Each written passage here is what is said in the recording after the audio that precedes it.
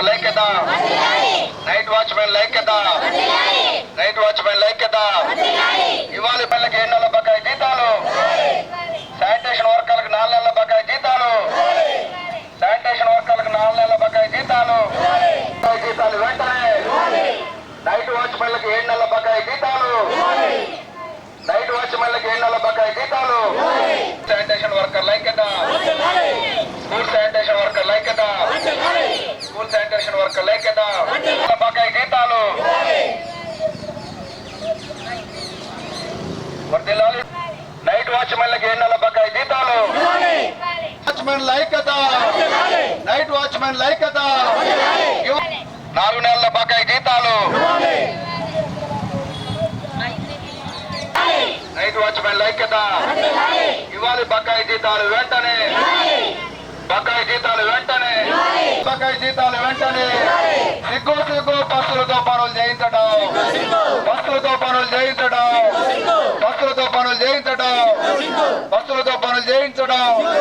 ఇవాళ జీవనం 15,000 కనీస వేతనం, 15,000 కనీస వేతనం, 15,000 కనీస వేతనం అమలు చేయాలి. ఈఎస్ఐ సౌకర్యం, ఈఎస్ఐ సౌకర్యం, ఈఎస్ఐ సౌకర్యం.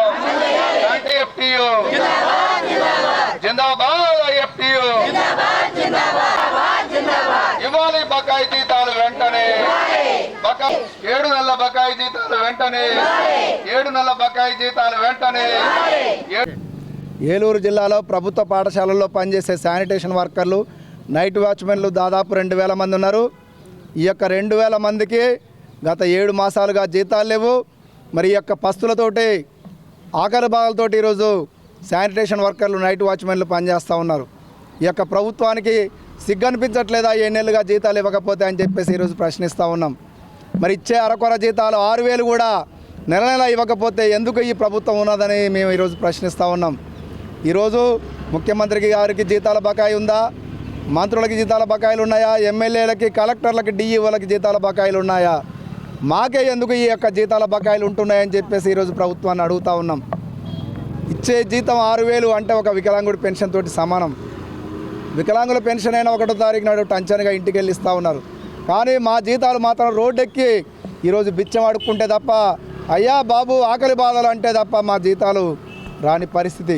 ఇప్పటికైనా సరే ప్రభుత్వం కళ్ళు తెరిచి మా ఆకలి బాధలు గమనించి తక్షణమే మా బకాయి జీతాలు ఇవ్వాలని చెప్పి ఈరోజు ప్రభుత్వాన్ని కోరుతా ఉన్నాం.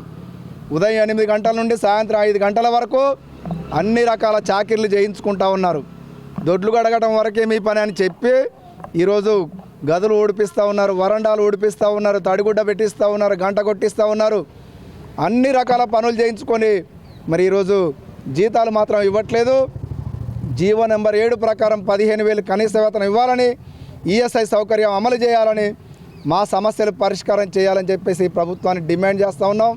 ఈ నెలాఖరులోగా మా సమస్యలు పరిష్కారం కాకపోతే మరి మేము పనులు నిలుపుదల చేసి నిరవధిక సమ్మె కూడా చేస్తామని, దొడ్లు గడిగే పనులు బంద్ చేస్తాం, నైట్ వాచ్మెన్ల పనులు బంద్ చేస్తాం, స్కూల్ ఊడ్చే పనులు బంద్ చేస్తాం. మరి ప్రభుత్వాలు అప్పటికైనా సరే మరి ప్రభుత్వం స్పందిస్తుందా లేదా, మా యొక్క సమస్యలు పరిష్కారం చేస్తుందా లేదని చెప్పి ఈరోజు ప్రభుత్వాన్ని ప్రశ్నిస్తూ ఉన్నాం. నా పేరు నాగమణి అండి. శానిటైజ్ వర్కర్గా మేము స్కూల్లో పనిచేస్తున్నాం. మరి ఈ రోజున 6,000 జీతం కూడా 4 నెలలు 5 నెలల నుంచి మాకు బకాయిలు ఉన్నాయి. నైట్ వాచ్మెన్లకి 7 నెలల నుంచి బకాయిలు ఉన్నాయి. మరి ఈ ప్రభుత్వం మా జీతాలు ఇచ్చేలాగా, మా జీతాలు పెరిగేలాగా మాకు ఇవ్వకపోతే, పెంచకపోతే, మా జీతాలు మా బకాయిలు మాకు వెయ్యకపోతే మేము ఇంకా రోడ్లెక్కి మొత్తం పనులు బంద్ చేసి రోడ్లెక్కే పరిస్థితికి వస్తుందండి. మరి చిన్న చిన్న ఈ జీతాలకే మమ్మల్ని పట్టించుకోవట్లేదు. పెద్ద పెద్ద జీతాల వాళ్ళని అయితే పట్టించుకుంటారు. ప్రభుత్వం చిన్న చిన్న పనులు చేసి ఎంతో పెద్ద పేరు వచ్చేలాగా వాళ్ళని పబ్లిక్ చేసుకుంటారు. మరి మమ్మల్ని ఎందుకు గుర్తించట్లేదో మాకు తెలియట్లేదండి. మరి ఈ ప్రభుత్వం మమ్మల్ని గుర్తించి మా జీతాలు జీవో నెంబర్ ప్రకారం 15,000 పెంచాలి. మా బకాయి జీతాలు రావాలి. త్వరగా 1వ తారీఖు కల్లా మా జీతాలు వేసేలాగా ప్రభుత్వం నిర్ణయించాలని మేము కోరుకుంటున్నాం.